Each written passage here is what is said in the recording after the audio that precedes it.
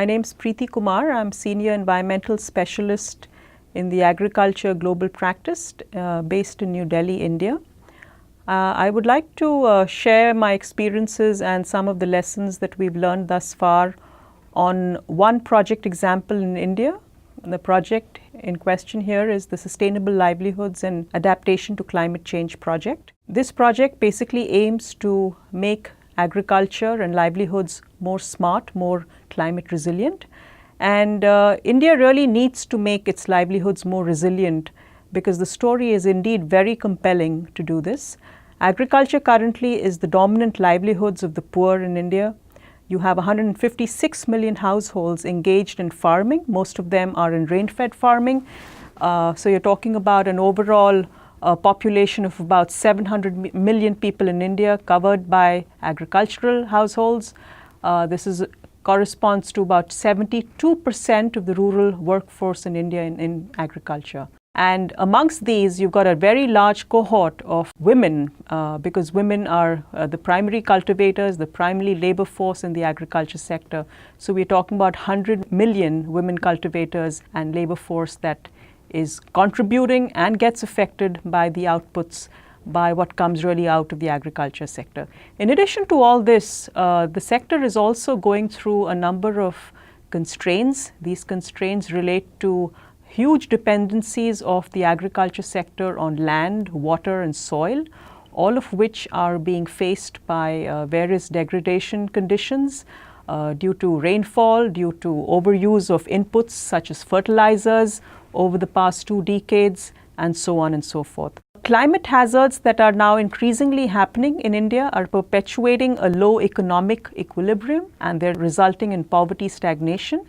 If you look at the IPCC literature and the more recent literature that's been done by World Bank and other partners in India, it basically points to very clear and definitive pointers around the effect of climate change in India and its effect in the agriculture sector. One of the most common risk adaptation strategies that farmers are practicing is risk avoidance, or they adopt reactive measures for adapting to these various climatic patterns.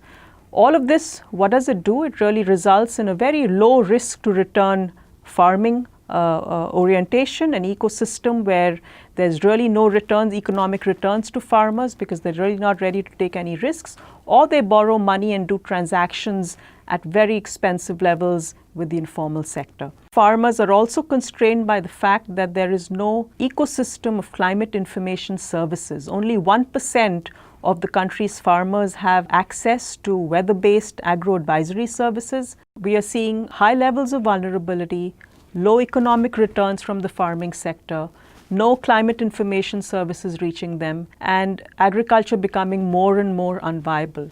The World Bank think that it's extremely important to integrate risk management approaches into livelihood strategies. Farmers need to start assessing risk. They need to start calibrating adaptation responses. And all of this needs to be done at the household level and at the community level to reduce vulnerability, to build a more adaptive capacity. They need more knowledge, they need more decision-making tools and powers to be able to do this. And finally, you have a number of governmental programs in India that are trying at various levels to bring resilience, but the synergies between these programs are not good. So creating synergies and addressing climate risk in government's research and other operational programs become more and more important. It is in this setting, in this context, that the Sustainable Livelihoods and Adaptation to Climate Change project was conceived. We are leveraging or creating a co-financing mechanism of about 52 million from 3 large national programs. One is the National Rural Livelihoods Mission.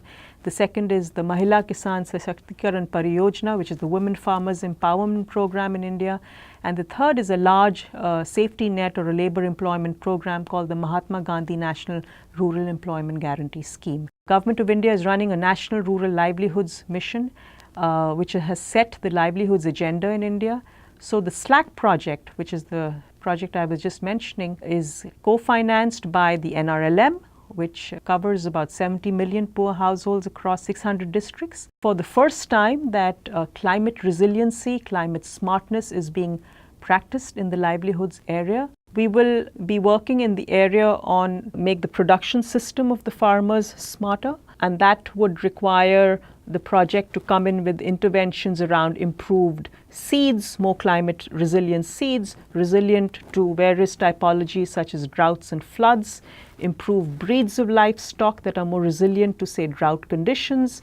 We will be improving or creating changes in the production cycles so that farmers have better knowledge of when they should be sowing, when they should be harvesting, and creating more carbon saving methods for rice production. The system of rice intensification in India, for example, is quite popular amongst the medium to large farmers, and it has a methane saving effect when you practice some of these modified methods for, say, raising livestock or doing rice production. So these are the types of, we're going to be thinking differently, doing differently in the production system side. Then you have another area where we would like SLAC to make farmers more knowledge and technology smart. And that's where there are a number of things we will be doing here. One of the main things is to bring weather-based agro-advisory services to farmers, and this will be combined with ICT services. This appears to be a very attractive added value to the current NRLM and the existing projects.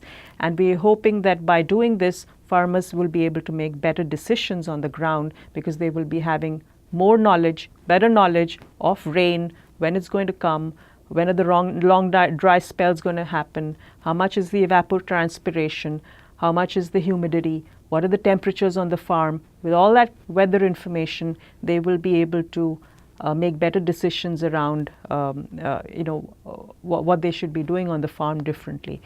SLAC project will also help cohorts of farmers at the cluster level to incorporate climate risk into livelihoods planning. So there will be a climate risk planning tool that will be developed. This is something that we think is a knowledge addition to the current setup. So this tool development and also making it an evidence-based tool so we get satellite imagery and some of the weather information to create the foundation for the planning will be very important. The third part would be on securing the ecological functions. So we want SLAC to be more ecologically smart. And this is where natural resources management and watershed management, water resources management will start playing a role. We will also be, say, bringing in more grazing land management practices and carbon saving land-based practices into the project. Finally, the fourth is around financial smartness. We would like SLAC farmers to become more financially smart, and this will be done through weather-based index insurance. But apart from these various interventions that I just mentioned, what would be very important is that to bring these technical solutions and anchor them within an institutional architecture of women farmers, their higher order federations, and also provide them the financial measures in terms of grants and loans that they can use for these various adaptation investments. We have to make this technically, financially, and environmentally and socially sustainable as a project, as something that brings good outcomes on the ground.